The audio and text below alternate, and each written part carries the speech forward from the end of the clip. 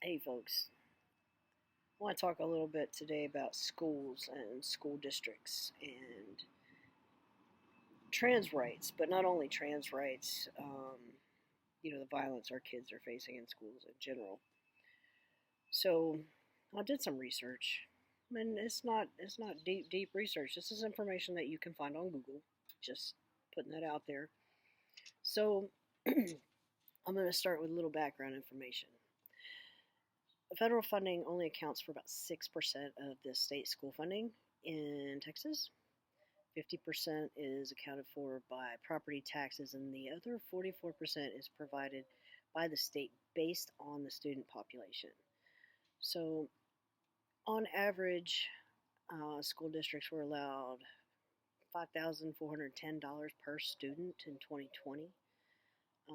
However, that amount was only for students with perfect attendance. So that was based on how many students had perfect attendance. It was decreased based on that. So that was probably much less. 2020 saw an average and an estimated 195,000 LGBTQ students.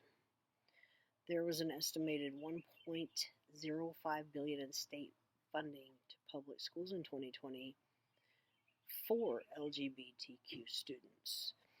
This includes now charter schools as well as traditional districts, and it would include any voucher program such as the one Greg Abbott is trying to force through the state legislature at this moment with his strong arm tactics. There were approximately 1,190 school districts and charter schools in 2020. So, on average, that allocated $886,500 per district on average. Now, of course, that's just an average across all the districts. The amount per district is going to vary greatly depending on student population from district to district. So, what I want to say is that while they think they've got us pinned, afraid to send our kids to school because of the hate and the discrimination and whatever else, gun violence, and then they also have us afraid to speak out for our children for fear of losing custody of our kids,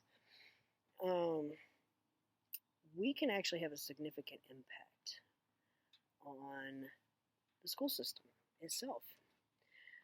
So while we can't impact the 50% that they get from property taxes or the 6% really that they get from the Fed funding, because that's based on the census data, we can have huge impacts on that other 44%. Basically, it breaks down like this.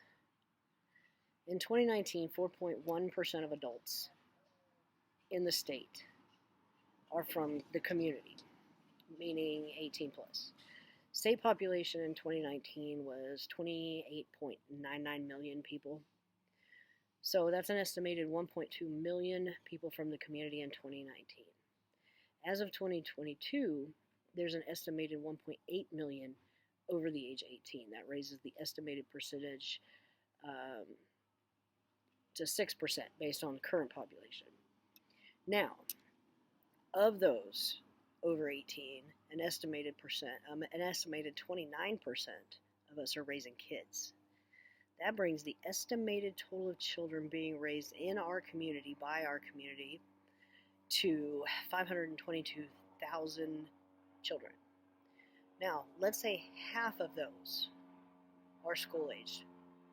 Only half. I'm pretty sure it's probably a lot more. Only half. The impact on the school system,